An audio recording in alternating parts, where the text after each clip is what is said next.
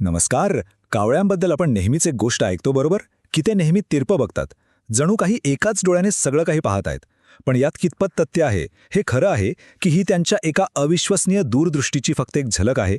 चला, आज यामागचं विज्ञान आणि ते रहस्य काय आहे हे उलगडून पाहूया. आज तो प्रश्न आहे जो आपल्याला नेहमी पडतो. कावळे एका डोळ्याने पाहतात हा गैरसमज नेमका पसरला तरी कसा? याचं उत्तर आहे ना, ते त्यांच्या डोळ्यांच्या खास रचनेमध्ये दडलेलं आहे. तर सगळ्यात आधी बघूया कावळ्यांच्या डोळ्यांचं रहस्य. त्यांची जी ही अनोखी दृष्टी आहे ना, त्याचं मूळ त्यांचे डोळे कुठे आहेत यात आहे. आणि हीच गोष्ट त्यांना माणसांपेक्षा खूप खूप वेगळं बनवते.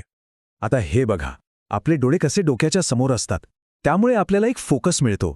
पण कावळ्यांचे डोळे तसे नसतात, ते डोक्याच्या बाजूंना असतात. हा फरक ऐकायला खूप साधा वाटतो, हो ना? पण यामुळे त्यांचं जग पाहण्याचा दृष्टिकोनच पूर्णपणे बदलून जातो. त्यांच्या डोळ्यांच्या या खास जागेमुळे त्यांना एक जबरदस्त वाईड अँगल व्ह्यू मिळतो, अगदी पॅनोरामिक व्ह्यू. ही त्यांची कमजोरी नाहीये, उलट हे त्यांच्यासाठी एक वरदान आहे. जरा विचार करा, एकाच वेळी डावीकडचा धोका आणि उजवीकडे पडलेलं अन्न दोन्ही गोष्टी ते पाहू शकतात. आता येतो खरा इंटरेस्टिंग भाग. कावळ्यांकडे एक नाही तर दोन प्रकारच्या दृष्टी असतात. ही त्यांची एक सुपर पॉवरच आहे असं समजा, कारण ते गरजेनुसार आपल्या दृष्टीचे दोन वेगवेगळे मोड वापरू शकतात. यातली पहिली शक्ती आहे मोनोक्युलर व्हिजन. आता सोप्या भाषेत सांगायचं झालं तर यात त्यांचा प्रत्येक डोळा एका स्वतंत्र कॅमेरासारखं काम करतो. हा त्यांचा सर्वे मोड आहे. यामुळे ते एकाच वेळी दोन वेगवेगळ्या दिशांवर नजर ठेवू शकतात. म्हणजे धोका कुठून येतोय आणि अन्न कुठे आहे या दोन्हीवर एकाच वेळी लक्ष. आणि इथेच आपला गोंधळ उडतो. जर ते दोन्ही डोळ्यांनी एवढं सगळं बघू शकतात, तर मग ते आपलं डोकं असं तिरपं करून एकाच डोळ्यांनी का रोखून बघतात? असं वाटतं की जसं त्यांना नीट दिसतच नाहीये. पण तसं आहे का? त्याचं उत्तर खरंच खूप भारी आहे. ती त्यांची मर्यादा नाहीये, तर ती त्यांची फोकस करण्याची एक खास पद्धत आहे. जेव्हा त्यांना एखादी गोष्ट महत्त्वाची वाटते, तेव्हा ते डोकं वळवून त्या वस्तूवर एका डोळ्याने लक्ष केंद्रित करतात. हे अगदी आपल्या कॅमेऱ्यातल्या झूम लेन्ससारखं आहे. आणि इथे येते त्यांची दुसरी सुपर पॉवर, बायनॉक्युलर व्हिजन. जर मोनोक्युलर व्हिजन हा सर्वे मोड असेल, तर हा आहे त्यांचा प्रिसिजन मोड, म्हणजे अचूकतेचा मोड.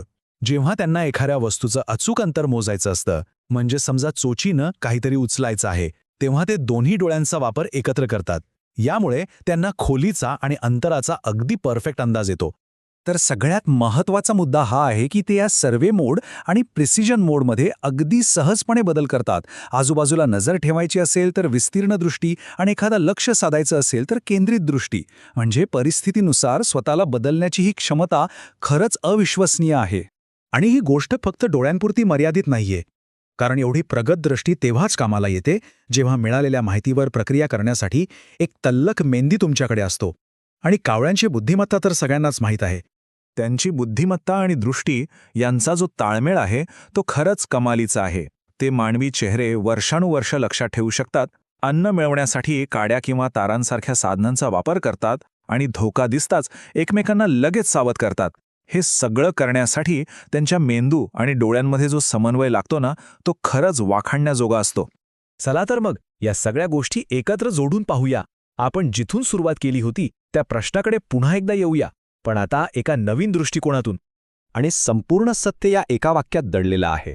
कावळे एका डोळ्याने बघत नाहीत, तर ते दोन्ही डोळ्यांचा वेगवेगळ्या विशेष प्रकारे वापर करतात. म्हणजे ते एकाच वेळी आजूबाजूच्या परिस्थितीचं सर्वेक्षण करतात आणि गरज पडल्यास एखाद्या गोष्टीवर पूर्ण लक्ष केंद्रित करतात. तर मग पुढच्या वेळी जेव्हा एखादा कावळा आपलं डोकं असं तिरपं करून बघेल ना, तेव्हा त्याच्या नजरेत काय दिसेल? फक्त एक सामान्य पक्षी नाही, तर एक बुद्धिमान निरीक्षक जो आपल्या जगाचं विश्लेषण करण्यासाठी त्याच्या अद्भुत दृष्टीचा वापर करतोय. कदाचित तो आपल्यापेक्षा बरंच काही जास्त पाहत असेल. विचार करायला लावणारी गोष्ट आहे, नाही का?